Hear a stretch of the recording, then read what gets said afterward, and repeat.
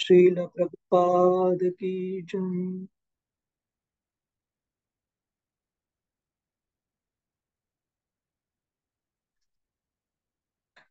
जयो राधा माधव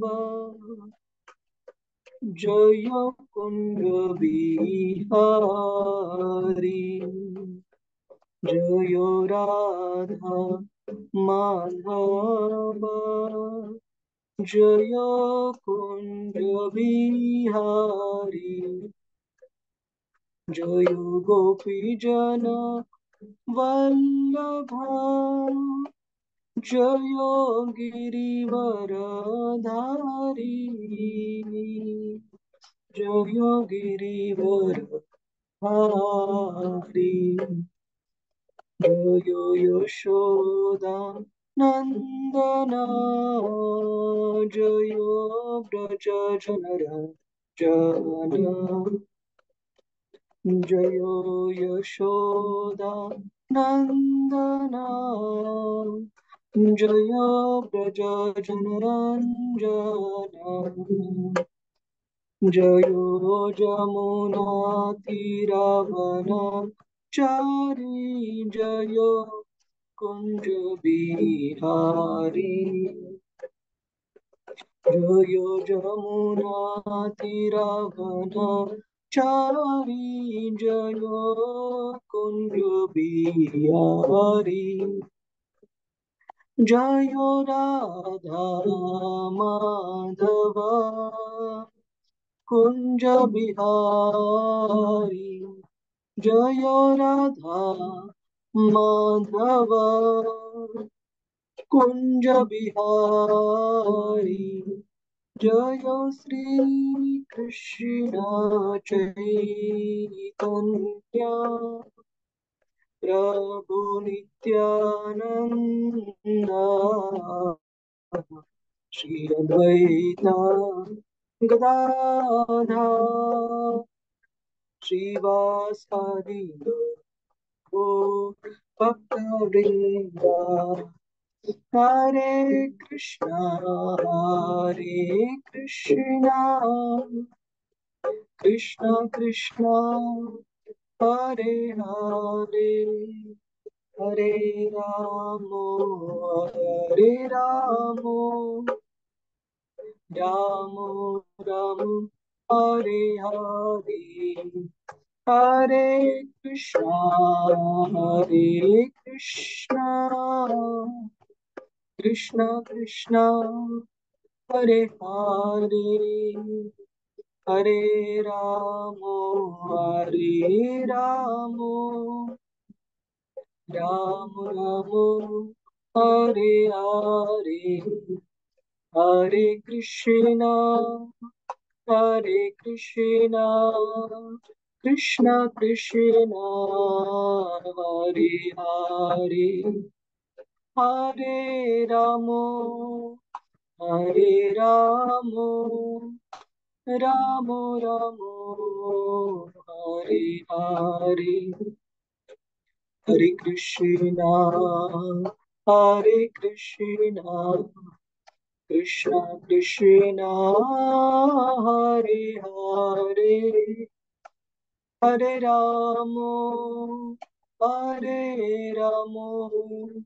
राम राम हरे हरे जय राधा गोविंद राधा गोविंद श्री राधे। जय जगन्नाथ जय जगन्नाथ बलदेव जय सुभद्रामयी जय गौरानिताय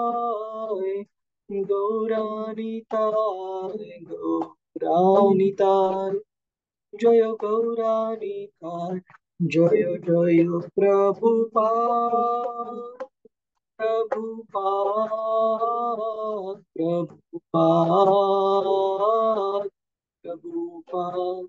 जय गुरुदेव गुरुदेव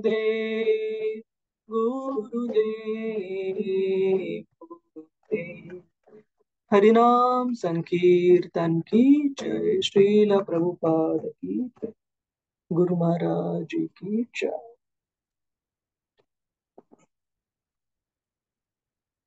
ओम नमो भगवते वासुदेवाय।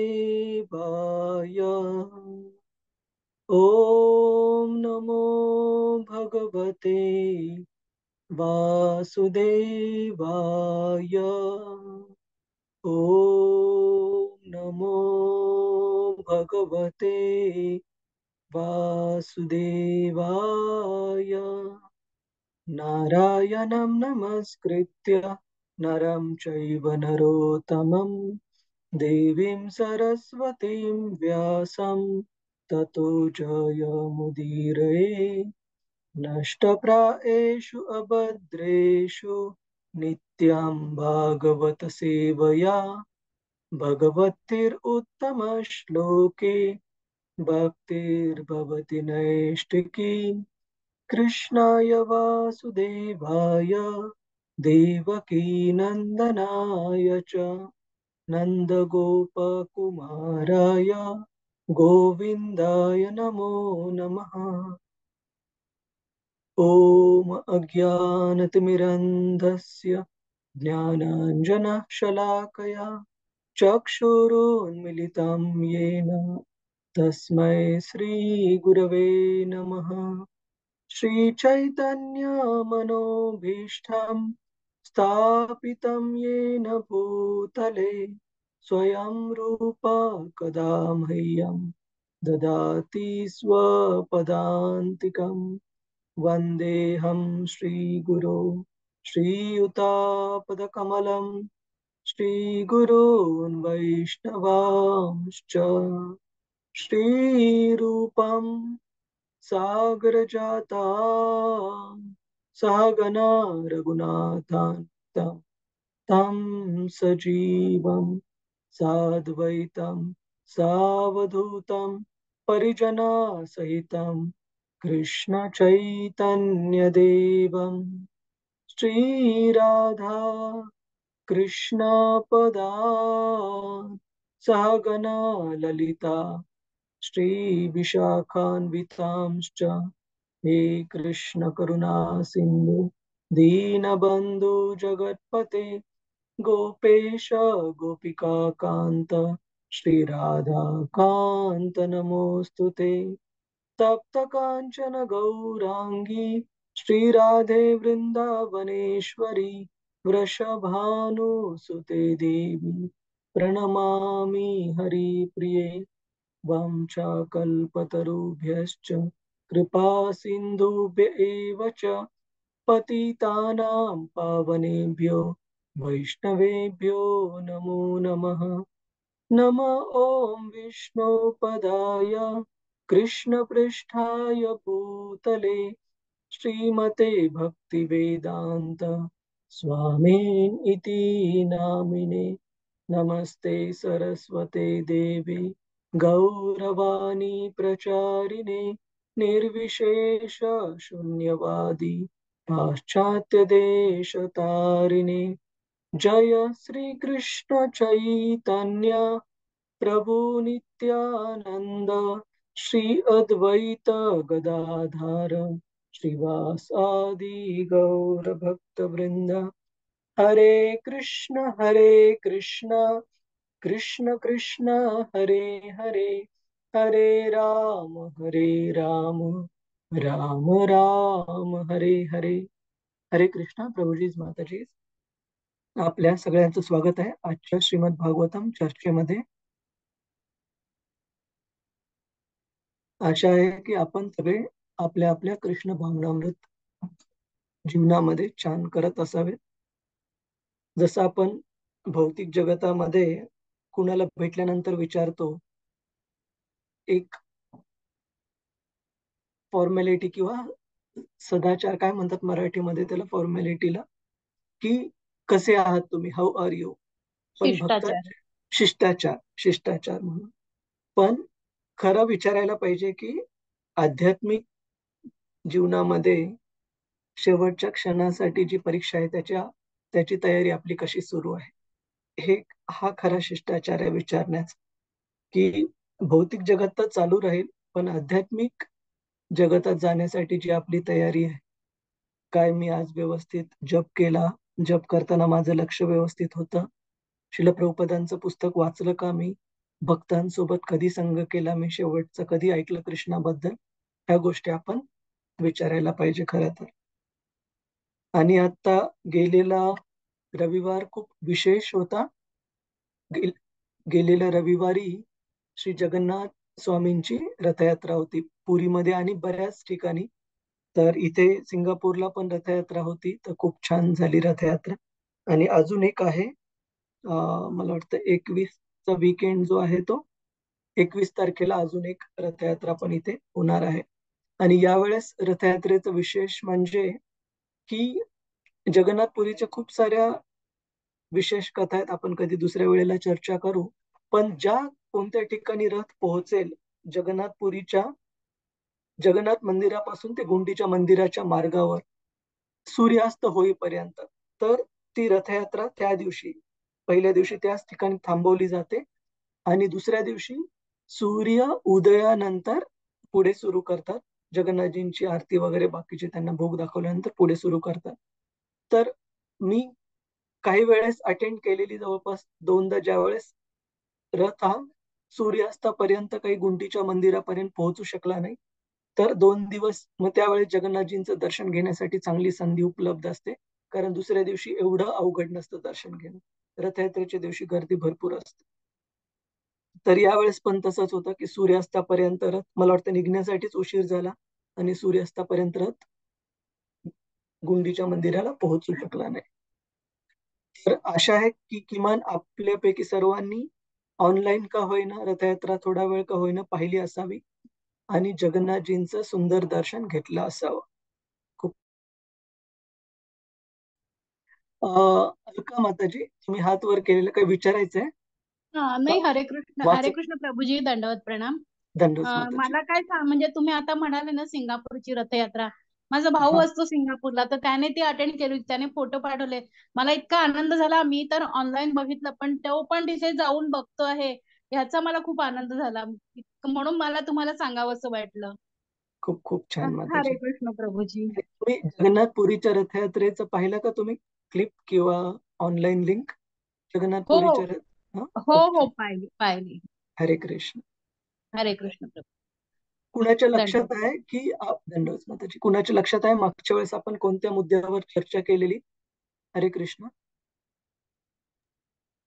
मी प्रयत्न करू सांगायचा प्रभूजी. हां, माताजी. हा. आपण मागच्या वेळेला सांगितलं तुम्ही की भौतिक जगत हे विसंगतीने भरलेलं आहे हं, आणि हं. कोणतेही स्वादिष्ट वस्तू आपण अतिप्रमाणात खाल्ली तर अपचन होऊ शकतं. तसंच बाळ जन्माला येतं, ते आईचा पुनर्जन्म असतो. प्रत्येक आनंदात काहीतरी दुःख असते. दिव्य जगतात कोणतीही विसंगती नसते. भगवंताच्या सेवेत मिळणारा आनंद अमर्याद असतो आणि तिथे दुःख नाही असतं. पण भौतिक जगात मात्र आनंदाबरोबर दुःख थोडेफार तरी असतेच. की तेव्हा थोडेफार ते नाही, बासमती भरभरून असतं. बरोबर असते.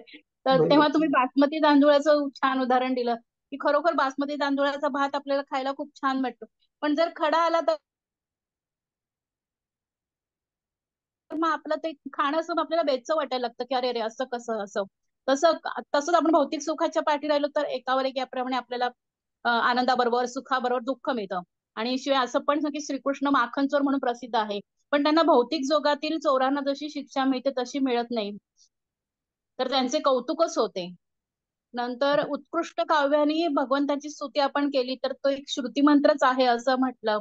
श्रील नरोत्तम दास ठाकूरांची गीत ही वैदिक मंत्राच्या तोडीची आहेत, कारण ती भगवंताच्या वरच आधारलेली आहेत असं सांगितलं. तसंच ते सांगितलं की ब्रह्मदेवांची 100 वर्ष उलटली की जीव आपोआप श्री महाविष्णूंच्या देहात विलीन होतो. म्हणजे जसं आपण झोपेत असतो आणि झोपेतून आपण जेव्हा झोपलेलो असतो, तेव्हा आपण दिवसभर काय केलं, आपलं काय कर्तव्य, आपण कोण हे विसरून जातो. आणि जागे झाल्यावर कसं आपण पुन्हा नवीन दिवसाची सुरुवात झाली की आपण कार्य करायला लागतो. तसं जेव्हा भगवंताची इच्छा होईल आणि नवीन सृजन सृष्टी निर्माण होईल, तेव्हा आपला जो देह त्यांच्या देहामध्ये विसावलेला असतो तो जागृत होतो आणि आपल्याला पण पुन्हा नवीन सगळं आपलं नवीन पुन्हा जसं झोपेतून आपण दिवस चालू करतो तसं आपलं आयुष्य पुन्हा चालू होतं असं सांगितलं. आपल्या ज्या ज्या काही इच्छा आकांक्षा आहेत सुप्त अवस्थेत जाण्यापूर्वी, त्या हा इच्छा हा आकांक्षा अनुसार मनुष्य पुढचं आयुष्य सुरू करतो. खूप खूप छान. आणि आपण पाहिलेलं की हस्तिनापूरच्या सामान्य स्त्रिया पण भगवंतांचं जे पूर्ण पुरुषोत्तम स्तर आहे त्याला कशा प्रकारे ओळखत होत्या. आणि आपण विस्तारितरित्या नाही, संक्षिप्तरित्या भगवंतांचे जे विस्तारित रूप आहेत, आधी कृष्ण, नंतर बलरामजी, नंतर हा बरं. क्वाड्रपल एक्सपान्शन, संकर्षण, अनिरुद्ध, वसुदेव आणि प्रद्युम्न. आणि त्यामध्ये नंतर संकर्षणांपासून नारायण आणि नारायणापासून दुसरं क्वाड्रपल एक्सपान्शन पाहिलं. आणि त्या दुसऱ्या क्वाड्रपल एक्सपान्शनच्या संकर्षण यांच्यापासून पुरुष अवतार पाहिले, महाविष्णू, गर्भोदक्ष विष्णू, क्षीरोदक्ष विष्णू. आणि ह्या तिन्ही पुरुष अवतारांचं आपण कार्य पाहिलं की कशा प्रकारे महाविष्णूंच्या शरीराच्या रंध्रांतून, छिद्रांतून वेगवेगळे ब्रह्मांड निर्माण होतात, बाहेर येतात. आणि त्यांच्या श्वास घेतल्यानंतर हे ब्रह्मांड हे त्यांच्या शरीरामध्ये पुन्हा लीन पावतात. आणि त्यांचा जो एका श्वासाचा जो वेळ आहे त्यामध्ये अनंत ब्रह्मांड हे निर्माण होतात आणि त्यांच्या शरीरामध्ये पुन्हा लीन होतात. आणि त्या ब्रह्मांडांच्या इतकंच ब्रह्माजींचं हे आयुष्य पण आहे. ब्रह्माजींची 100 वर्षाने आपण पाहिलं की कशा प्रकारे या पृथ्वीवर किंवा पृथ्वीच्या वातावरणात पण आपण बघतो की वातावरणात वर जाल तसा दिवस बदलत राहतं. उदाहरणार्थ आपण आत्ता वाचलं असेल की भारतीय वंशाची एक खूप प्रचलित असे स्पेस वुमन त्या अडकलेल्या आहेत सध्या इंटरनॅशनल स्पेस स्टेशनवर. तर एका दिवसामध्ये तिथं 16 वेळेला सूर्योदय आणि सूर्यास्त दिसतो. तर सांगण्याचा अर्थ असा की दिवस आणि रात्र यांचं जे गणित आहे ते खूप रिलेटिव्ह आहे. पृथ्वीवर मनुष्यांसाठी एक आहे, आपण उदाहरण पाहिलं की कशा रात्री संध्याकाळी जे जन्मलेले कीटक असतात, जे की लाईटच्या प्रकाशामध्ये हळूहळू वाढतात, त्यांचे सकाळ होईपर्यंत लहान मुलं होऊन म्हातारे होऊन सकाळी त्यांचा अंत पण झालेला असतो. त्याचप्रमाणे ब्रह्माजींचा पण दिवस आहे, रात्र आहे, जे की पृथ्वीच्या काळाच्या कॅल्क्युलेशन मध्ये खूप खूप लांब लचक असं त्यांचं आयुष्य आहे. भगवद्गीतेमध्ये पूर्ण 4थ्या अध्यायाच्या तात्पर्यामध्ये त्याचं कॅल्क्युलेशन दिलेलं आहे. आणि शब्दात साध्या अंकात जर सांगायला गेला, आणि साधा अंक नाही, खूप मोठा अंक आहे तो, 311 ट्रिलियन 400 बिलियन, 311 ट्रिलियन. तर ट्रिलियनला एक्झॅक्ट मराठीत वगैरे सांगून चूक टाळेल मी. पण 311 ट्रिलियन आणि 400 बिलियन एवढं ब्रह्माजींचं हे जीवनकाळ आहे. आणि इथे सांगितलेलं आहे या पहिल्या स्कंदामध्ये 2 वेळेला ब्रह्माजींच्या जीवनामध्ये ज्यावेळेस त्यांचा दिवस संपतो त्यावेळेस एक प्रलय, आणि ज्यावेळेस त्यांचं पूर्ण आयुष्य 100 वर्षांचं संपतं त्यावेळेला दुसरा प्रलय, असे प्रलय इथे सांगितलेले आहे. तर हस्तिनापूरच्या स्त्रियांचं जे भगवंतांबद्दलचं वर्णन आहे ते आपण पुढे पाहू. आता जे सांगितलं त्याच्यामध्ये कुणाचा काही प्रश्न आहे? प्रभूजीच, माताजीच, हरे कृष्ण. हरे कृष्ण प्रभूजी. हा, संजना माताजी. प्रभूजी, मला जरा ते तुम्ही आता भगवंतांचे जे रूपांचं एक्सप्लेनेशन झालं ना ते मला कळालं नाही थोडं, म्हणजे ठीक, बलराम आणि त्यांच्यापासून संकर्षण वगैरे ते जरा थोडं एक्सप्लेन करा ना. चालेल. 1 मिनिट द्या, मी पुन्हा ओके. नोटपॅड वर.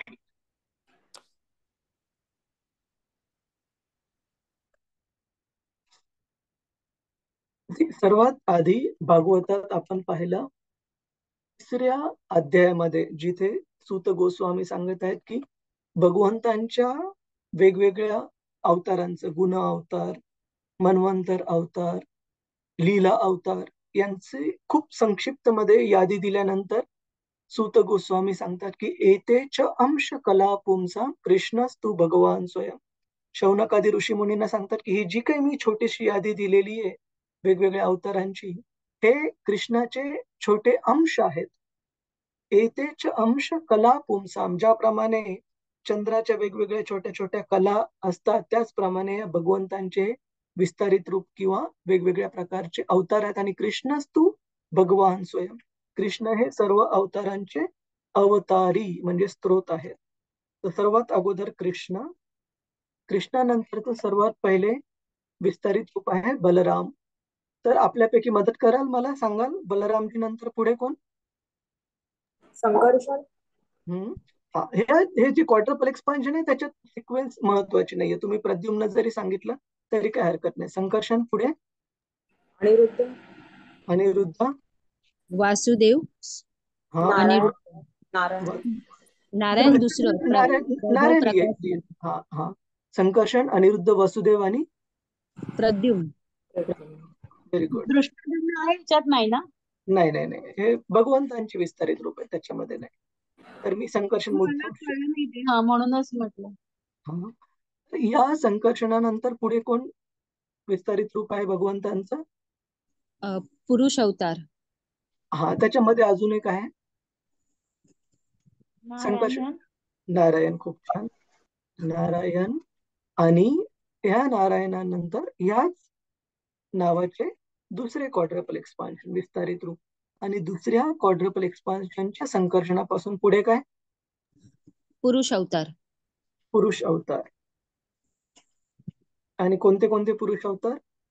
कर्णोदय विष्णू, गर्भोदय कर्णोदक, विष्णू. हा, कर्णोदक्षय विष्णू किंवा त्यांना महाविष्णू पण म्हटलं जातं. तर दोन्ही सेम आहे. गर्भोदय विष्णू आणि हा. शिरोदय विष्णू. हा, गर्भोदक्षाय विष्णू. कर्णोदक्षाय विष्णू किंवा महाविष्णू यांच्या शरीराच्या रंध्रांमधून वेगवेगळे ब्रह्मांड येतात.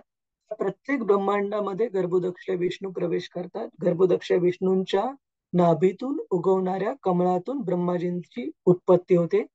आणि ब्रह्माजी ज्यावेळेस हे सृष्टीची सेकंडरी म्हणजे भगवंतांनी दिलेली सामग्री वापरून ज्यावेळेस सृष्टीची निर्माण करतात वेगवेगळ्या जीवांच्या शरीरांची, त्यावेळेस त्या प्रत्येक शरीरामध्ये त्या जीवासोबत परमात्मा बनून क्षीरोदक्षय विष्णू ते प्रवेश करतात, किंवा ज्यांना आपण परमात्मा म्हणून पण ओळखतो.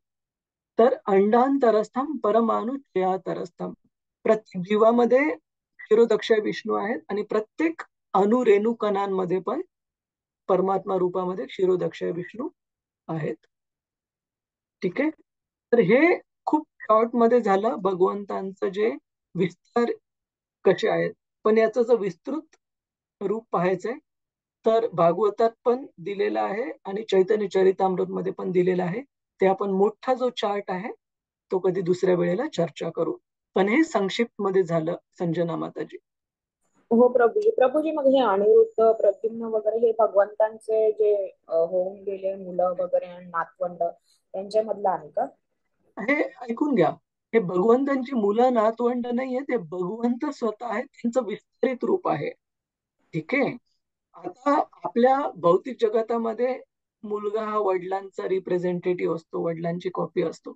पण भगवंतांच्या बाबतीमध्ये हे अँथ्रोपोमॉर्फिझम नाही आपल्याला हे करता येणं. म्हणजे जसं की आपल्या इथे वडिलांपासून मुलगा निघाला म्हणजे याचा अर्थ तो वेगळा जीव आहे. परंतु भगवंतांचं विस्तारित रूप असं नाहीये. भगवंतांचं विस्तारित रूप हे भगवंतांप्रमाणेच परिपूर्ण आहे सर्व शक्तींनी. तर बलरामजी पण he is also supreme personality of godhead. त्याचप्रमाणे अनिरुद्ध, वसुदेव, प्रद्युम्न, संकर्षण हे सर्व विस्तारित रूपांमध्ये पण भगवंतांच्या सर्व शक्ती आहेत. मग तुम्ही म्हणाल फरक काय आहे, ते आपण कधी चर्चा करू पुन्हा, की त्यांचे जे गुण आहेत, जे विष्णू विस्तारित रूपांचे जे गुण आहेत ते एका लिमिट पर्यंत आहेत आणि भगवंतांकडे, कृष्णांकडे विशेषतः त्याच्यापेक्षा अतिरिक्त काही विशेष गुण आहेत जे केवळ आणि केवळ भगवंतांमध्येच दिसतात. तर शक्तींच्या बाबतीमध्ये, सर्व कॅपॅबिलिटीजच्या बाबतीमध्ये हे सर्व विस्तारित रूप परिपूर्ण आहेत, कोणत्याही बाबतीत कमी नाहीये. परंतु भगवंत हे सोर्स आहेत, म्हणजे सर्वांचा उगम आहे. आणि सर्व बाकीचे जे विस्तारित रूप भागवतामध्ये दिलेले आहेत ते भगवंतांपासून एकानंतर एक आलेले आहेत. क्लिअर आहे संजना माताजी? हो प्रभूजी. आणि म्हणजे बाकीचे हे भगवंतांची प्रतिकृती म्हणू शकतो आपण त्यांना. प्रतिकृती आणि हो. विस्तारित रूप हा शब्द वापरलेला, हो. एक्सपान्शन. ठीक आहे. धन्यवाद. हरे हरे कृष्ण. अजून कुणाचा काही प्रश्न आहे प्रभूजी माताजी? ठीक आहे, आपण पुढे जाऊ. तर हस्तिनापूरच्या स्त्रिया भगवंतांबद्दल चर्चा करताना पुढे काय म्हणत आहेत ते आपण पाहू. कृपया हा श्लोक म्हणण्याचा प्रयत्न करा. स एव भूयो निजवीर्य चोदिता एव भूयो निजवीर्यचोदिता स्वजीव मायां प्रकृतिं सिसृक्षतिम् स्वजीव मायां प्रकृतिं प्रकृतिं अनामरूपात्मनिरूपनामनि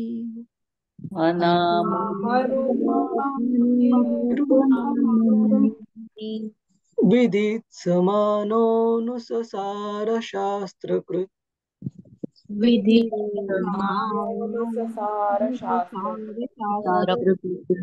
आपल्यापैकी कोणाला वाचायचं आहे? हरे कृष्ण. हरे कृष्ण प्रभूजी मी वाचतो. हा, विजय माताजी. हरे हरे कृष्ण. हरे भगवंतांना नंतर पुन्हा अशी इच्छा झाली की आपल्या नामे व रूपे द्यावी, म्हणून त्यांनी असणाऱ्यांना भौतिक प्रकृतीच्या स्वाधीन केले. भगवंतांच्या सामर्थ्याने भौतिक प्रकृती पुनर्निर्मित करू शकतो. हा, एकच मिनिट. मी तात्पर्य वाचण्याच्या अगोदर जस्ट एकच मुद्दा महत्वाचा, की भगवंतांचे हे जे विस्तारित रूप आहेत आणि आपण जे आहोत यामधला आपण एकदा फरक जस्ट थोडक्यात पाहू की जीवा. ठीक आहे. भगवंतांचे हे जे विस्तारित रूप आहेत त्यांना स्वांश म्हटलं जातं.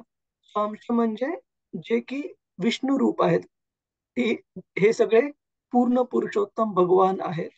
परंतु आपण भगवंतांचे स्वांश म्हणजे भगवंतांचे अंश आहोत, पण आपण विभिन्न अंश आहोत. विभिन्न अंशामध्ये फरक काय आहे की आपल्या ज्या कॅपेबिलिटीज, आपल्या ज्या क्षमता आहेत त्यांना मर्यादा आहे.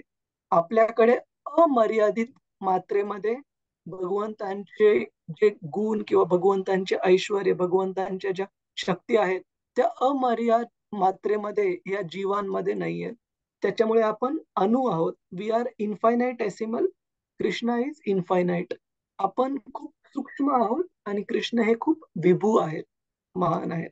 हा झाला फरक कृष्णामध्ये आणि जीवांमध्ये. तर 3 प्रकारचे तत्वशास्त्रांमध्ये सांगितले आहेत. एक विष्णू तत्व. विष्णू तत्वामध्ये भगवंतांचे सर्व विस्तारित रूप येतील. ठीक आहे. स्वांश. स्वांश म्हणजे हिज ओन एक्सपान्शन. आणि विभिन्न अंश म्हणजे भगवंतांपासून निर्माण झालेले परंतु जे की विष्णू तत्वाच्या स्तरावर नाहीयेत, ते विभिन्न अंश. आणि कृष्ण हे विष्णू तत्व, कृष्णाचे एक्सपान्शन. कृष्ण हे पूर्ण पुरुषोत्तम भगवान. कृष्णांचे जे विस्तारित रूप आहे ते विष्णू तत्व. जीवतत्व आपण पाहिलं, जीवांना जीवतत्व म्हटलं जातं. आणि तिसरे आहे शंभू तत्व, ज्याच्यामध्ये शंकरांचे जे 12 जे यांना काय म्हणतात, सदाशिव. सदाशिव जे आहेत, जे की 12 प्रकारचे जे शंभू आहेत शंकर, त्यांचे जे मेन आहेत त्यांना शंभू तत्व म्हटलं जातं. 12 ज्योतिर्लिंग. ज्योतिर्लिंग म्हणा, म्हणजे शंकरांचे जे रूप आहेत 12, त्यांचे जे स्त्रोत आहेत सदाशिव. तर हे झाले तिसऱ्या प्रकारचे तत्व. तर हे सदाशिव जे आहेत भगवंत शंकर. कधी कधी तुम्ही कन्फ्युज होऊ नका, मी जर शब्द वापरला भगवंत, कारण कधी कधी भगवंतांच्या शुद्ध भक्तांना पण संबोधित करण्यासाठी हा शब्द वापरला जातो. जीव तत्व आणि विष्णू तत्व यांच्यामध्ये शंभू तत्व येतं. तर त्याच्याविषयी आपण विस्तारितरित्या चर्चा कधी नंतर करू, की ज्यामध्ये भगवंतां इतके नाही परंतु त्यांच्या जस्ट खालोखाल जे गुण आहेत, ज्या क्षमता आहेत त्या शंभू तत्वामध्ये आहेत, परंतु जीव तत्वापेक्षा निश्चितच कितीतरी पटीने श्रेष्ठ आहे. तर अशा प्रकारचे 3 तत्व हे शास्त्रामध्ये सांगितलं जातं. विष्णू तत्वामध्ये कृष्णाची सर्व विस्तारित रूप, शंभू तत्व म्हणजे सदाशिव किंवा शंकर जे आहेत भगवंत शंकर. आणि नंतर जीवतत्व म्हणजे तुम्ही, मी, झाड, कीटक, पक्षी, ॲक्वॅटिक्स, बाकीचे सर्व जीव. ते 3 प्रकारचे लिव्हिंग बीइंग्स, भगवंत, आपण आणि शंभू तत्व, शंकर. हा माताजी, हरे कृष्णा. पुढे चला. हरे कृष्णा. श्री प्रभुपाद की जय. श्री प्रभुपाद द्वारा तात्पर्य. सर्व जीव मात्रे हे भगवंतांचे भिन्न अंश आहेत. त्यांचे प्रकार 2 आहेत, नित्यमुक्त व नित्यबद्ध. नित्यमुक्त जीव भगवंतांच्या दिव्य शाश्वत निवासस्थानी भगवंतांशी प्रेमाची देवाणघेवाण करीत त्यांच्या सेवेत संलग्न असतात. परंतु नित्यबद्ध जीवांना त्यांच्या परमपित्याविषयी बंडखोर वृत्ती सुधारणा घडवून आणण्यासाठी बाह्य शक्तींच्या मायेच्या नियंत्रणाखाली ठेवले जाते. बद्ध जीवाच्या मनात परमेश्वराविषयी एक उर्मटपणाचा भाव असतो. त्यांचे निराकरण करण्यासाठी त्यांना माया शक्तीच्या स्वाधीन केले जाते. या नित्यबद्ध जीवांना आपण परमेश्वराचे अंश आहोत याचे पूर्णपणे विस्मरण झालेले असते. माया शक्तीमुळे आपण जडत आहोत असा त्यांना भ्रम उत्पन्न होतो आणि अशा रीतीने ते या भौतिक जगात सुखी होण्यासाठी अनेक योजना आखण्यात व्यस्त झालेले असतात. आपल्या योजना आखण्यात ते आनंदाने मग्न असतात. परंतु परमेश्वराच्या इच्छेने एका विशिष्ट कालावधीनंतर ते आणि त्यांच्या त्या योजना लय पावतात. हे वर सांगितले भगवद्गीतेतही हे स्पष्ट केले आहे. तेथे भगवंत म्हणतात, हे कुंती पुत्रा, कल्पांताच्या समयी सर्व प्राणी मात्रे माझ्या ठायी लय पावतात आणि सृष्टी निर्मितीच्या वेळी माझ्या प्रकृतीच्या सहाय्याने मी त्यांना पुन्हा निर्मित करतो. गीता 9:7. या श्लोकातील आपण पुढे जाण्याच्या आधी फक्त एकच गोष्ट इथे सांगितलंय, कल्प अंताच्या समयी. कल्पाचा अर्थ ब्रह्माजींचा एक दिवस. जसं आपण थोड्या वेळापूर्वी पाहिलं, ब्रह्माजींचा दिवस संपल्यानंतर संध्याकाळ होताना प्रलय होतो. पूर्ण ब्रह्मांडात नाही, वरचे 4 जर ज्या प्लॅनेटरी सिस्टम जर सोडल्या तर खालचे सर्व जे ग्रह आहेत त्यांचा प्रलय होतो. आणि ब्रह्माजींच्या जीवनाच्या शेवटी पण प्रलय होतो, ज्याच्यामध्ये ब्रह्मदेवांच्या स्वतःच्या स्थानापासून म्हणजे सत्यलोकापासून ते बाकीचे सर्व प्रलयामध्ये नष्ट होतात. तर कल्पांताच्या म्हणजे ब्रह्माजींच्या दिवस संपल्यानंतरच्या प्रलयाच्या वेळेला. येस माताजी, पुढे चला. या श्लोकातील भूय हा शब्द वारंवार असे सुचवितो, म्हणजे ही सृष्टीची निर्मिती, स्थिती आणि लय ही प्रक्रिया भगवंतांच्या बहिरंगा शक्तीद्वारे अखंडपणे चालू असते. तथापि परमेश्वर हे सर्वांचे कारण आहे. जीव हे परमेश्वराचे अंशभूत असूनही त्यांना त्यांचे विस्मरण झालेले असते. त्यांना मायेच्या बंधनातून सुटण्याची पुन्हा पुन्हा संधी दिली जात असते. जीवांना भगवत स्मरण व्हावे म्हणून परमेश्वराने वेदाधीन केले आहे. वैदिक वाङ्मय म्हणजे या नित्यबद्ध जीवांना मार्गदर्शनच आहे. त्याप्रमाणे आचरण करून ते वारंवार होणाऱ्या सृष्टी चक्रातून तसेच भौतिक जगाच्या प्रलयातून आणि भौतिक देहातून मुक्त होऊ शकतात. भगवान गीतेत म्हणतात, हे सृष्ट जग आणि भौतिक शक्ती माझ्या नियंत्रणात आहे. प्रकृतीच्या प्रभावाखाली त्यांची मी माझ्या बहिरंगा शक्तीद्वारे करीत असते. वास्तविक पाहता दिव्यांश आत्मा हा भौतिक नामरूप असा आहे. परंतु भौतिक नामरूप असलेल्या भौतिक शक्तींवर स्वामित्व गाजविण्याची त्यांची इच्छा असते. ही तृप्त करण्यासाठी आभासात्मक सुख भोगण्याची त्याला संधी दिली जाते. तसेच त्याला दिव्य शास्त्रांद्वारे स्वतःची वास्तविक स्थिती देखील समजून घेण्याची संधी देण्यात येते. मूळ आणि विस्मृतीत गेलेला जीव मिथ्या नामरूपातच गुंतून पडतो. आधुनिक राष्ट्रवाद हा देखील अशा खोट्या नामरूपाचीच परिणती आहे. तो अशा मिथ्या नामरूपामागे वेडे होऊन गेले आहे. विशिष्ट परिस्थितीत प्राप्त झालेले रोग सत्य समजण्यात येते आणि नामकरणाने बद्ध आत्मे भ्रमित होऊन कोणत्या तरी भ्रम किंवा वाद यामध्ये आपली शक्ती व्यर्थ व्यय होतात. तथापि शास्त्रे वास्तविक स्थितीची सूचना देतात. परंतु दुर्दैवाने परमेश्वराने विविध लोकांसाठी विविध काळासाठी दिलेल्या शास्त्रांतून संदेश घेण्याकडे लोकांची प्रवृत्ती नाही. उदाहरणार्थ भगवद्गीता हे मानव जातीसाठी मार्गदर्शक तत्वज्ञान आहे. परंतु भौतिक शक्तीच्या आवरणामुळे या ज्ञानाला आपल्या जीवनात उतरवून त्यानुसार जीवनक्रम चालविण्याची ते काळजी घेत नाही.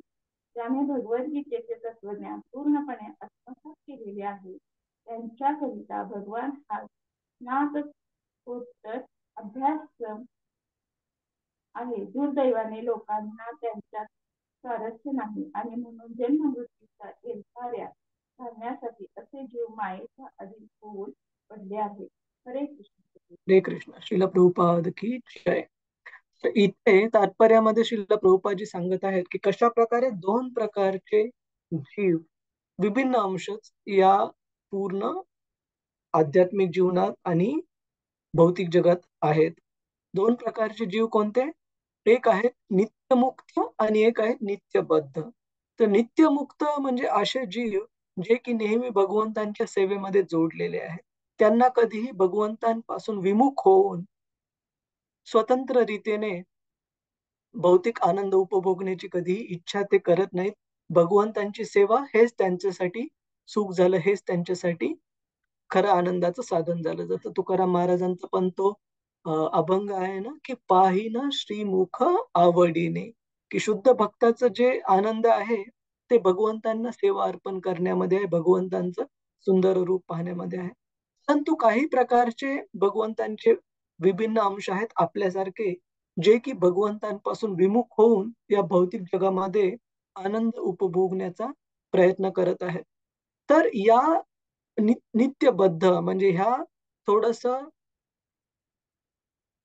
रस्त्यावरून वेगळ्या रस्त्यावर गेलेल्या जीवांना परत आपल्याकडे आणण्यासाठी भगवंत काय करतात?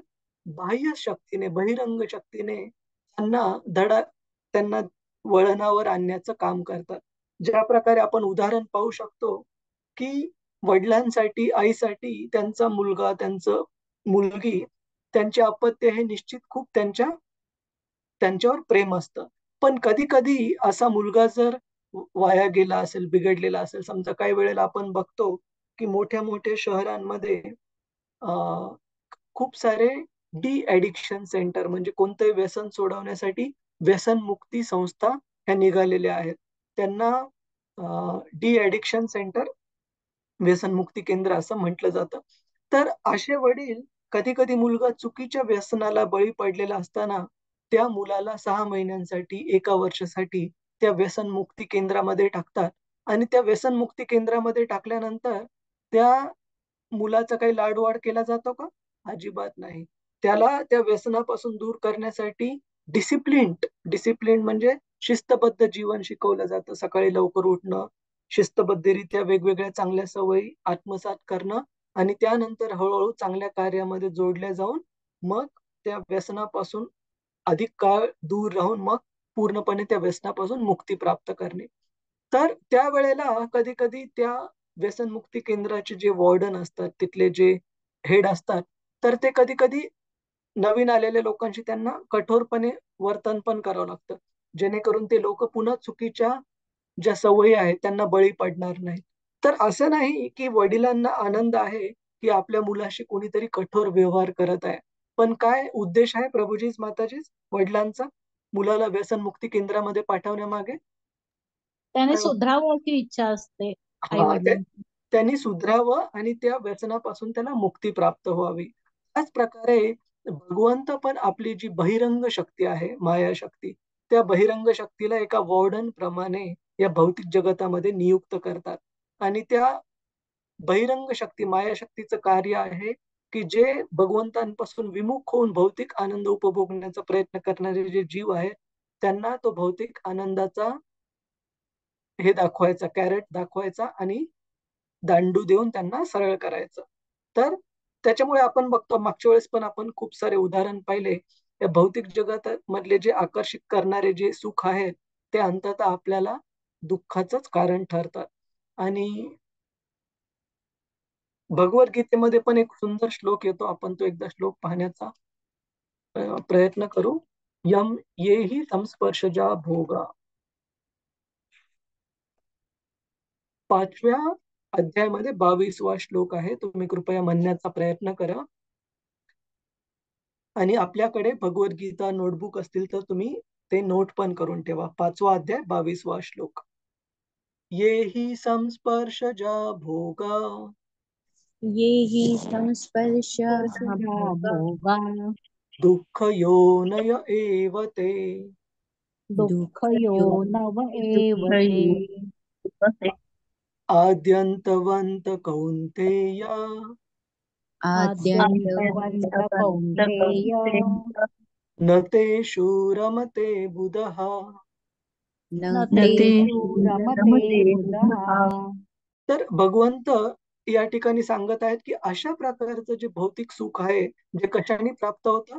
इंद्रिय विषयांसोबतच्या स्पर्शाने, त्यांच्यामध्ये येणाऱ्या कॉन्टॅक्टनी असं जे भौतिक सुख प्राप्त होतं ते अंततः कशाचं कारण बनतं?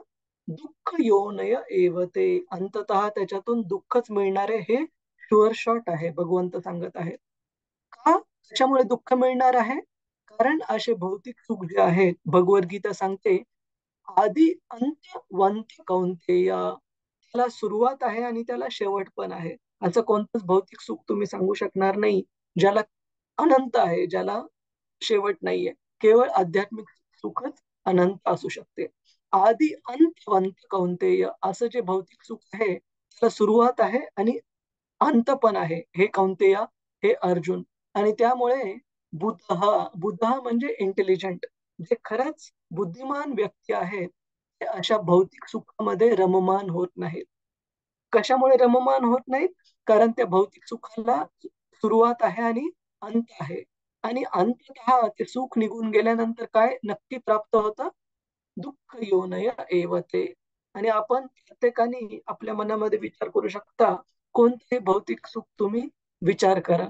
साध्या भौतिक सुखापासून, जसं आईस्क्रीम खाणे, चॉकलेट खाणे किंवा कोणतंही बघा, तर ते रेग्युलेटेड नाहीये. तर निश्चित भौतिक जगतामधलं हे भौतिक सुख जे की भगवंतांच्या सेवेमध्ये नाहीये, ते निश्चित दुःखाचं कारण ठरेल. आणि याला सुरुवात आहे आणि शेवट आहे. आणि बुद्धिमान मनुष्य कधी अशा भौतिक सुखामध्ये न तेषु रमते, रममान होत नाहीत अशा भौतिक सुखामध्ये बुद्धिमान मनुष्य, हे भगवंत सांगत आहेत.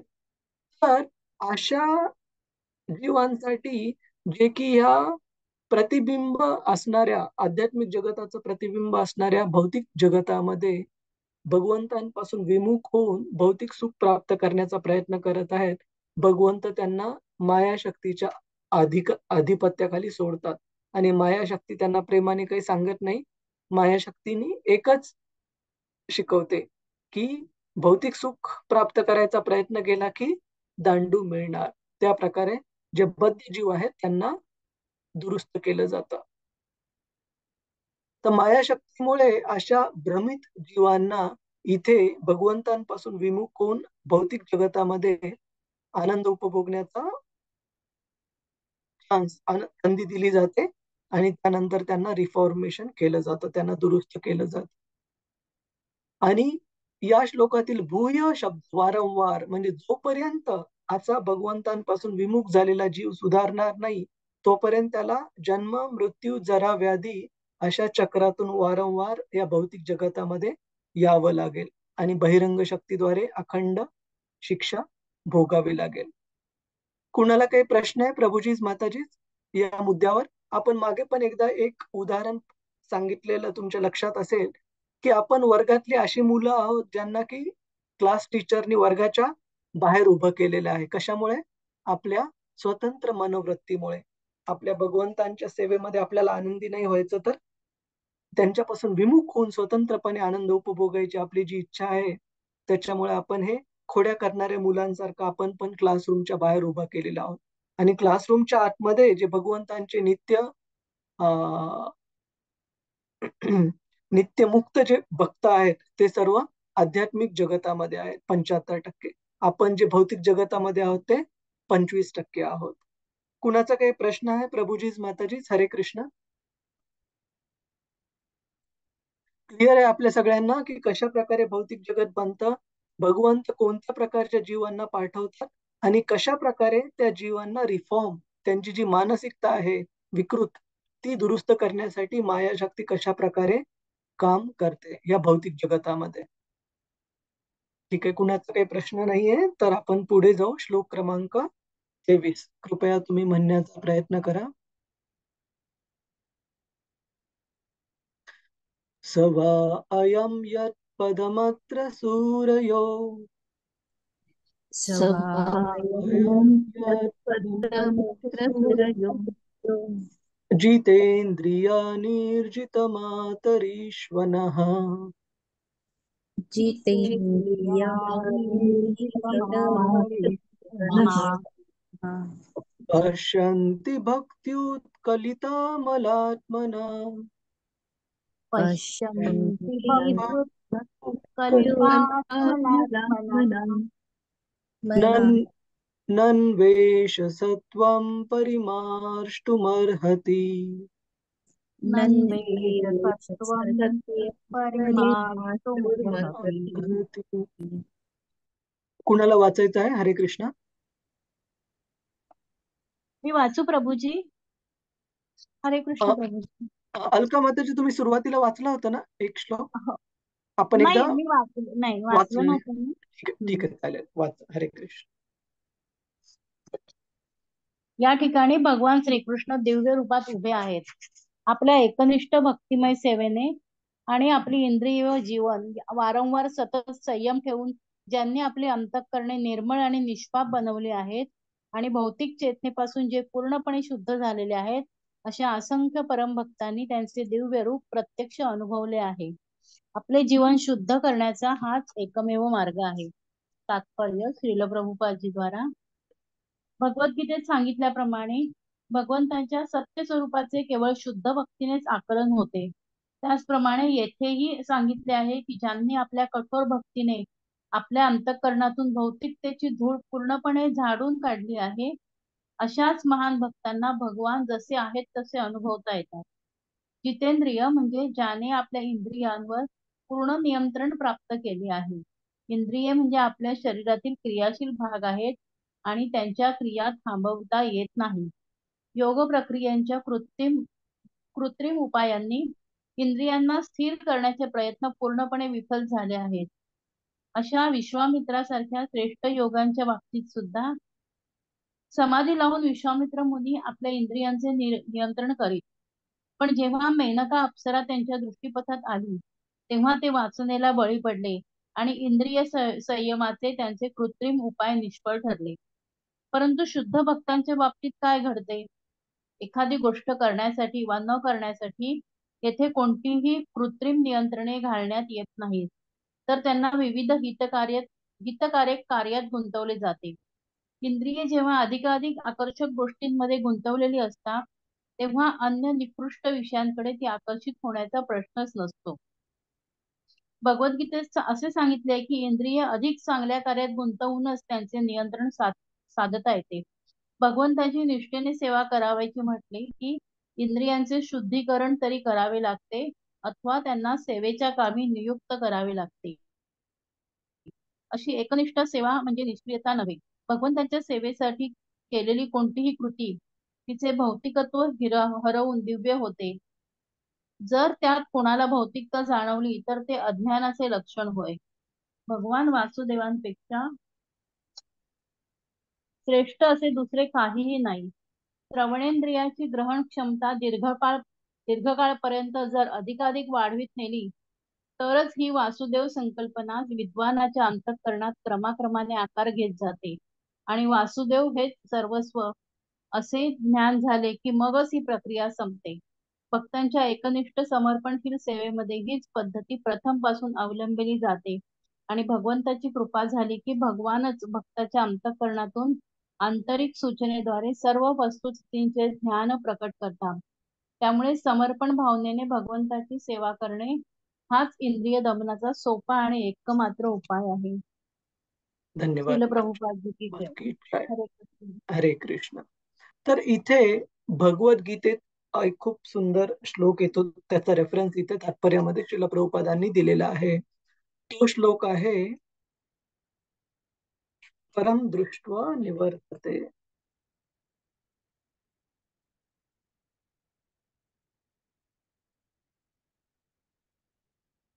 दुसऱ्या अध्यायामध्ये 59वा हा श्लोक आहे. कृपया तुम्ही म्हणण्याचा प्रयत्न करा. विषया विनिवर्तन्ते विषया विनिवर्तन्ते निराहारस्य देहिनः निराहारस्य निराहारस्य देहिनः देहिनः रसवर्जं रसोऽप्यस्य रसवर्जं रसोऽप्यस्य रसवर्जस्य परं दृष्ट्वा निवर्तते. परां परं दृष्ट्वा निवर्तते. निवर्तते.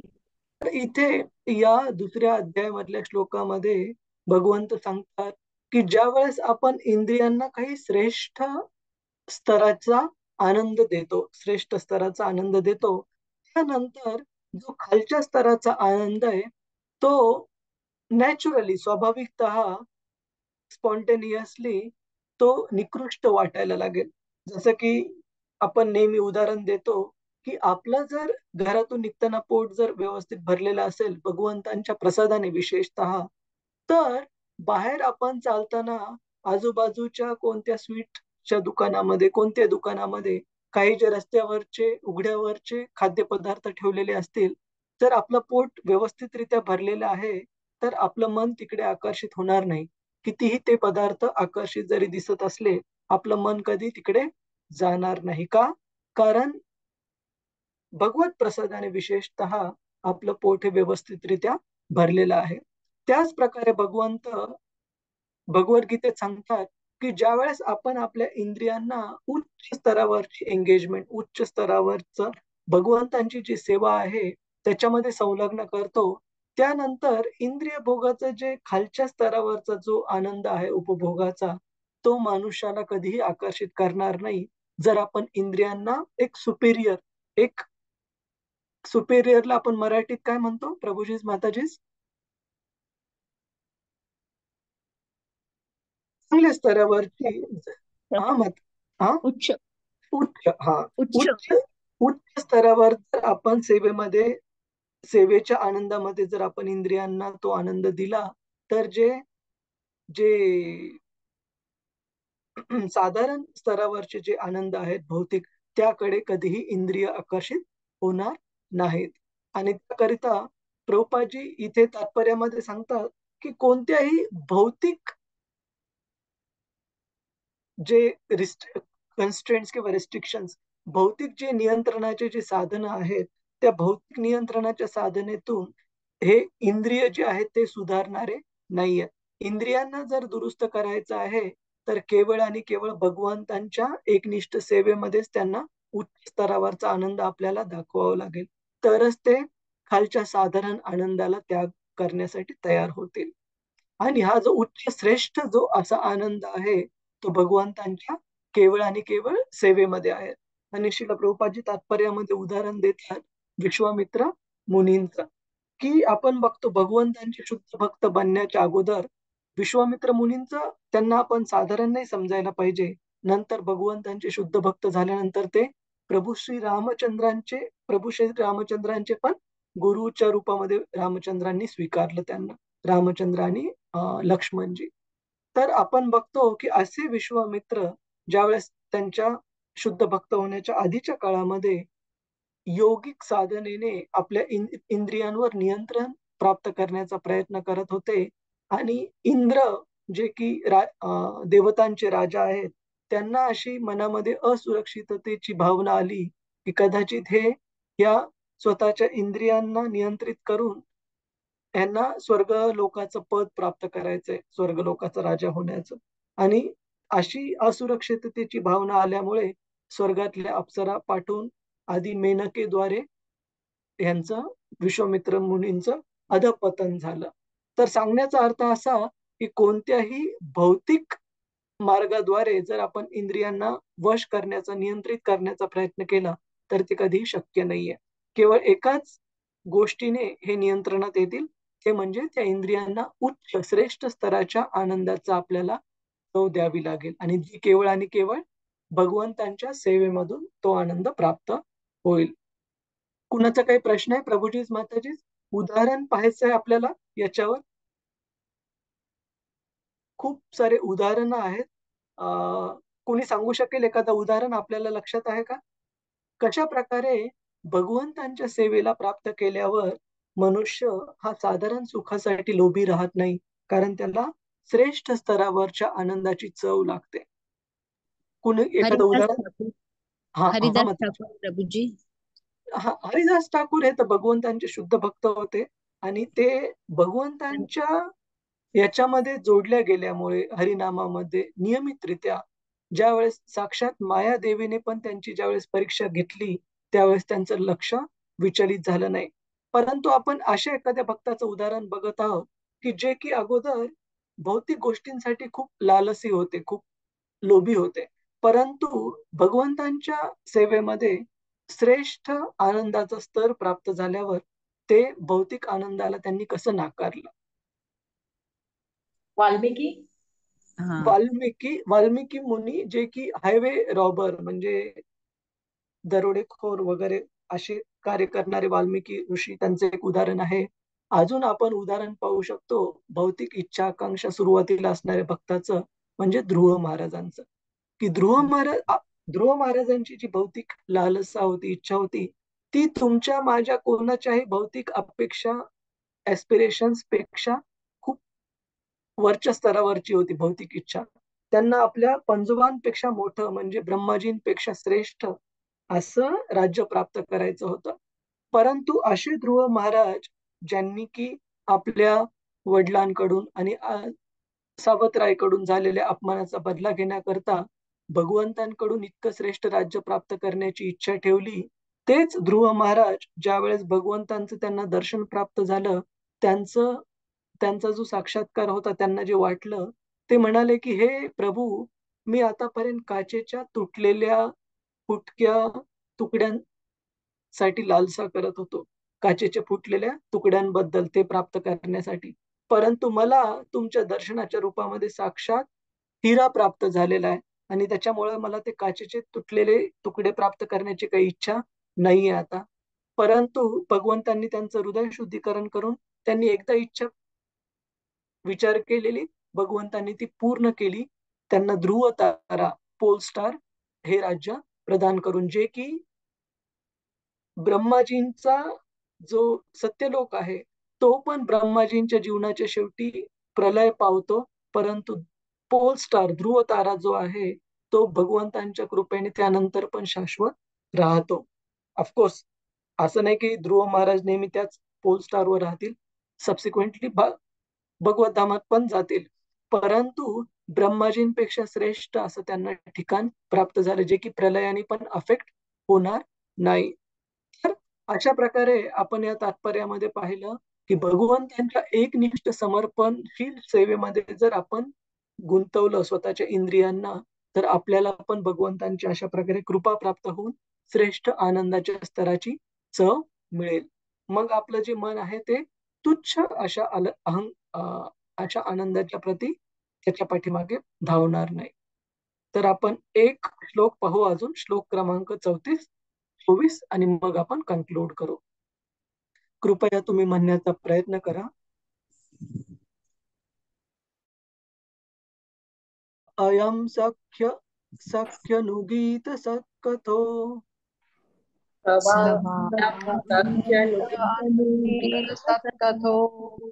वेदेषु गुह्येषु च गुह्यवादिभिः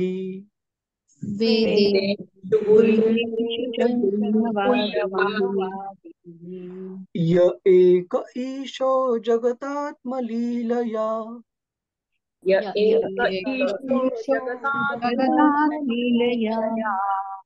सृजत्यवत्यति न तत्र सज्जते.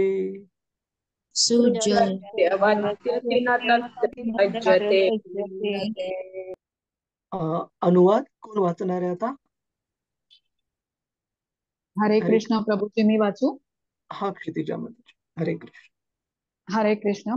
अनुवाद आणि तात्पर्य द्वारा श्रीला प्रभुपाद की जय. सख्यांनो, थोर भक्तांनी वैदिक वाङ्मयाच्या रहस्यपूर्ण भागात ज्यांच्या आकर्षक आणि गुह्य लीलांचे वर्णन केले आहे, ते हेच पूर्ण पुरुषोत्तम भगवंत येथे साक्षात समोर उभे आहेत. ते हेच आहेत जे भौतिक जगाची उत्पत्ती, त्याचे पालन आणि त्याचा संहार करतात आणि तरीही त्यापासून अलिप्त राहतात. तात्पर्य: भगवद्गीतेत सांगितले आहे की सर्व वेद ग्रंथ भगवान श्रीकृष्णांचीच थोरवी गात आहेत. येथे भागवतातही त्याच गोष्टीस दुजोरा देत आहेत. वेदांचा विस्तार पुष्कळ शाखोपशाखांनी झाला आहे. थोर महाभागवत व्यास, नारद, शुकदेव गोस्वामी, कुमार, कपिल, प्रल्हाद, जनक, बळी आणि यमराज यासारखे महान भक्त आणि शक्त्यावेश अवतार यांनी हा विस्तार केला आहे. परंतु विशेषतः अंतरंगा भगवत भक्त श्रील शुकदेव गोस्वामी यांनी भगवंतांच्या अनेक रहस्यमय लीलांचे भागवत पुराणात उद्घाटन केले आहे. वेदांत सूत्रे किंवा उपनिषद यात भगवंतांच्या लीलांच्या रहस्याची अनेक ठिकाणी केवळ सूचना मात्र आहे. उपनिषदांसारख्या वैदिक ग्रंथामध्ये भगवंतांच्या अस्तित्वासंबंधीच्या भौतिक कल्पनांपेक्षा त्यांचे आगळे अस्तित्व स्पष्टपणे प्रतिपादन केलेले आहे. भगवंतांचे अस्तित्व केवळ दिव्य असल्याने त्यांचे रूप, नाम, गुण इत्यादी जडापासून पूर्णपणे अतीत आहेत आणि त्यामुळे ते अव्यक्त निराकार आहेत असा काही अल्पबुद्धीच्या लोकांचा गैरसमज होतो. परंतु भगवान निराकार नसून ते सर्वोत्तम पुरुष आहेत आणि परमात्मा किंवा अव्यक्त ब्रह्म हे त्यांचे आंशिक प्रतिनिधित्व करतात. हरे कृष्ण. श्रीला प्रभुपाद की जय. धन्यवाद माताजी. तर इथे सांगितलं आहे की कशा प्रकारे भगवंतांचं जे नाम, रूप, गुण, लीला, त्यांचं जे यशोगान आहे, ते यशोगान हे या भौतिक जगातल्या सामान्य गोष्टींच्या महतीसारखं नाहीये. जसं आपण बघतोय, खूप साधारण छोटस उदाहरण आपण बघू शकतो की तुम्ही ते सांगण्याची गरज नाही, पण मनामध्ये कोणत्याही जुन्यातलं जुनं तुमचे जे आवडतं लहानपणीचं गाणं असू, नटनट्या असू किंवा कोणता एखादा चित्रपट असू, तो आठवा, तर तुम्हाला मॅक्सिमम कळेल की ती नटनटी, ते गाणं किंवा तो चित्रपट कदाचित काही दशक जुना असेल. 1990 असू, 80 असू, 70 असू, 60 असू, मॅक्सिमम त्या काळातला. तर आपण बघतो की या भौतिक गोष्टी ज्या असतात त्या खूप लवकर लवकर शिळ्या किंवा जुन्या होतात. तर ते झालं एखाद्या आवडत्या व्यक्तिमत्वाविषयी. तुम्ही उदाहरण घ्या, जे आपले प्रत्येक दिवसाचे जे वर्तमानपत्र आहे, सकाळी तो पेपर काय 4-5 रुपये, 10 रुपयाचा असेल, पण संध्याकाळपर्यंत त्याची किंमत काय होते? रद्दीच्या भावामध्ये, वजनाच्या भावामध्ये त्या कागदाची किंमत होते. परंतु भगवंतांचं जे यश आहे ते अशा प्रकारे कधीही शिळ होत नाही. जसं आपण बघतो, रामानंद सागर यांनी काढलेलं जे रामानंद सागर यांचंच होतं रामायण जी मालिका होते. तर 1980च्या काळामध्ये आणि नंतर 90च्या काळामध्ये ज्यावेळेस ती दाखवली जायची, त्यावेळेस रस्ते पण असे मोकळे राहायचे. इतके सगळे लोक त्या मालिकेला पाहण्याची त्यांची इच्छा असायची. का? कारण ती जरी या भौतिक जगातल्या कोणत्या व्यक्तीने जरी बनवलेली सिरियल असू द्या, पण त्याच्यामध्ये जे दाखवलेला जो मेसेज आहे, जे गुण त्याच्यामधून परावर्तित होत आहेत प्रभू रामचंद्रांचे, ते शाश्वत आहेत आणि त्यांचं जे यश आहे ते कधीही क्षीण न होणार आहे. म्हणजे प्रभू रामचंद्रांची लीला जी की त्रेतायुगामध्ये झाली आणि त्रेतायुगानंतर द्वापार युगानंतर आता कलियुग सुरू आहे. म्हणजे मिलियन्स, म्हणजे लाखो वर्षांपूर्वी झालेली ही लीला आहे. परंतु आज पण आपण ज्यावेळेस रामायण वाचतो, पाहतो, ऐकतो, आज पण प्रभू रामचंद्रांचं यश हे तेवढंच फ्रेश, तेवढंच ताजं आहे. परंतु या भौतिक जगतामधले जे काही भौतिक गोष्टींचं जे यशोगान आहे ते खूप लवकर क्षीण होतं. जसं की आपण 2 उदाहरणावरून पाहिलं, वर्तमानपत्रांचं उदाहरण असो किंवा कोणताही प्रसिद्ध प्रचलित असे व्यक्तिमत्व, चित्रपट असो, गाणे असो, काही दिवसांनी ते शिळे होऊन जातात, लोकांची विस्मृतीत जातात. परंतु भगवंतांचं नाम, रूप, गुण हे असं नाहीये. आणि असं वाङ्मय, विशेषतः वैदिक वाङ्मय, ज्याच्यामध्ये भगवंतांच्या ह्या नाम, रूप, गुण, लीला, यशोगान यांचं वर्णन केलेलं आहे, ते वाङ्मय हे या भौतिक जगतातून आपल्याला बाहेर काढण्यासाठी सक्षम आहे. आणि असं वाङ्मय ज्याच्यामध्ये केवळ आणि केवळ भगवंतांच्या भक्तीचंच यशोगान केलेलं आहे, हे श्रीमद भागवत आहे. त्याच्यामुळे हे श्रीमद भागवत हे भौतिक कोणत्याही जे लिटरेचर्स आहेत, जसे नॉवेल असतात, काही लोकांना वाचायला आवडतात, काही कादंबऱ्या असतात काल्पनिक वगैरे, अशा कोणत्याही भौतिक पुस्तकासोबत या श्रीमद भागवताची तुलना होऊ शकत नाही. कारण याच्यामध्ये शाश्वत असं भगवंतांचं यशोगान केलंय, जे कधीही क्षीण होत नाही. सगळ्यांना आपला हा कन्सेप्ट कळाला प्रभूजी माताजी, की भौतिक गोष्टी कशा जुन्या होत राहतात आणि लोकांचा त्याच्यामधला रस कसा कमी होत जातो, परंतु भगवंतांचं यशोगान जे आहे ते कितीही लाखो वर्षांपर्यंत चाललं तरीही तेवढंच फ्रेश, ताजं तवानं राहतं. क्लिअर आहे? कुणाचा काही प्रश्न आहे या मुद्द्यावर? हरे कृष्ण. प्रभूजी मला एक प्रश्न होता. हा प्रभूजी, सगळ्या वेदांची जी रचना आहे महर्षी वेदव्यासनी केलेली. बरोबर. हो, तर प्रभूजी मी असं एक ऐकलेलं की शिवपुराणामध्ये असं मेन्शन केलंय की भगवान शिवांपासून सगळं उत्पन्न झालंय. आणि विष्णू पुराणामध्ये असं म्हणजे शिवपुराणामध्ये असं दिलं की विष्णूजींची पण उत्पत्ती भगवान शिवकडून झाली. आणि विष्णू पुराणामध्ये असं दिलं की विष्णूजींकडून सगळी उत्पत्ती झाली आणि शिवांची सुद्धा विष्णूजींकडून उत्पत्ती झाली. तर प्रभूजी, आणि आपण बघितलं गीता, जेव्हा आपण गीता वाचतो त्याच्यामध्ये क्लिअरली लिहिलेलं आहे की गीता जे आहे सगळ्या वेदांचा सार आहे. आणि गीतामध्ये पण भगवान श्रीकृष्ण बोलतात की मी पुरुषोत्तम म्हणजे सर्वच आहे. तर मग पुराण वेगवेगळे का? कोणतं खरं आणि कोणतं खोटं, कशामुळे वेगवेगळं दिलेलं आहे? हो, वेगवेगळं.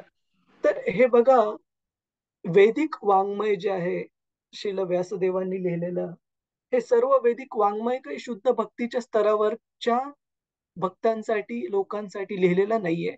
वेगवेगळ्या स्तरावरच्या लोकांसाठी वेगवेगळं वैदिक वाङ्मय लिहिलेलं आहे, जेणेकरून कितीही डल, कितीही पतित, कितीही वाया गेलेला असं मनुष्य असेल, त्याला पण उद्धाराची संधी प्राप्त व्हावी, जेणेकरून तो ऍटलिस्ट 10 मजले खाली आहे, त्या 10 मजले खालीवरून ऍटलिस्ट 9 मजले खालीच्या स्तरावर यावं, 9 मजले खालीच्या स्तरावरून ऍटलिस्ट ग्राउंड लेवलला यावं, आणि ग्राउंड लेवल नंतर पहिला, दुसरा, तिसरा मजला पार करत जावं, अंततः शुद्ध भक्तीच्या स्तरावर जाण्यासाठी.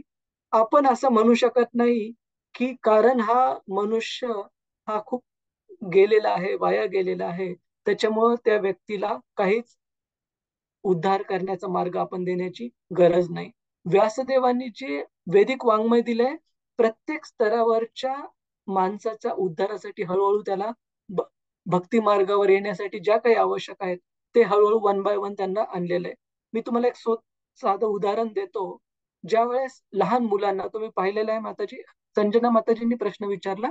हरे कृष्ण. हो प्रभूजी, हो प्रभू. हा, आपण बघतो किंड गार्डन मधल्या मुलांना ज्या वेळेस सबस्ट्रॅक्शन शिकवली जाते, त्यांना खूप सोपं शिकवलं जातं. त्यांना शिकवलं जातं की ह्या 5 लाईन्स आहेत, ह्या 5 रेषा आहेत, आणि त्या 5 रेषांमधून तुम्ही जर 2 रेषा काढल्या तर 3 रेषा बाकी राहतील. अशा प्रकारे हळूहळू त्यांना वजाबाकी शिकवली जाते की 5 - 2 = 3. 5 मधून 2 गेले, 3 राहिले. परंतु त्यांना सुरुवातीलाच हे काही सांगत नाहीत की 5 मधून जसे 3 तुम्ही उणे करू शकता, तसे 3 मधून पण 5 उणे करू शकता. हे सांगितलं जातं का किंडर गार्डनच्या मुलाला? नाही सांगितलं जात, कारण तो जस्ट वजाबाकी शिकत आहे हळूहळू. सुरुवातीलाच तुम्ही जर त्याला 3 उणे 5 बरोबर उणे 2 असं जर शिकवायला लागला, तर तो कन्फ्युज होऊन जाईल की अरे, आत्ताच टीचरने सांगितलं की लहान संख्याच मोठ्या संख्येमधून वजा केली जाऊ शकते, मग तुम्ही मोठी संख्या लहान संख्येतून कसं काय वजा करत आहात? क्लिअर आहे संजना माताजी? की त्या मुलाला गणित आवड निर्माण होण्यासाठी, बेसिक शिकण्यासाठी जेवढं आवश्यक आहे त्या स्तरावर शिकवलं जातं.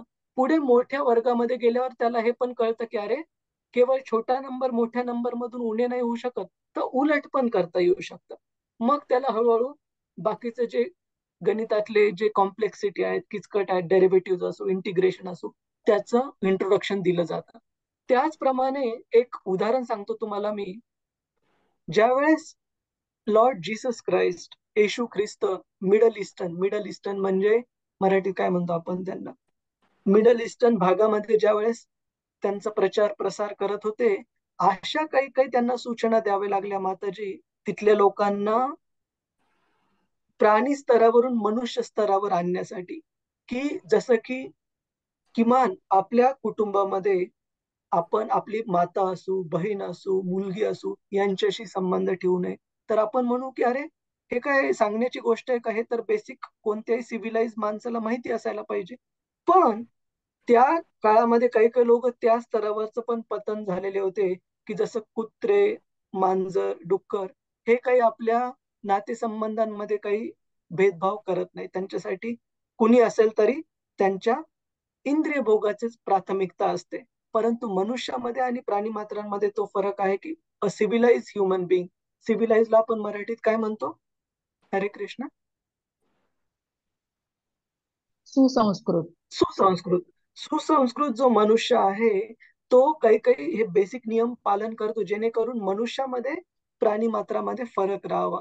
त्याच प्रकारे व्यासदेवांनी पण प्राणी मात्राच्या स्तरावरून हळूहळू मनुष्याच्या स्तरावर जीवन आणण्यासाठी वैदिक वाङ्मय दिले आणि मनुष्याच्या स्तरावरून शुद्ध भक्तीच्या स्तरावर आणण्यासाठी भक्तीचं वाङ्मय श्रीमद भागवत आणि भगवद्गीता दिलेले आहेत माताजी.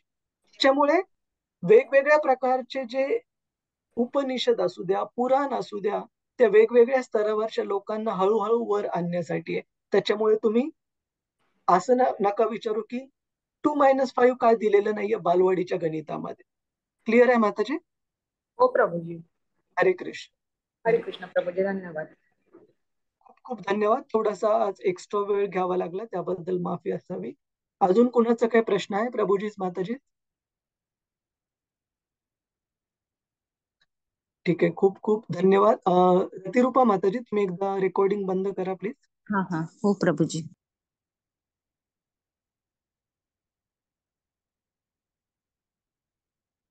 हरे कृष्ण कृष्ण.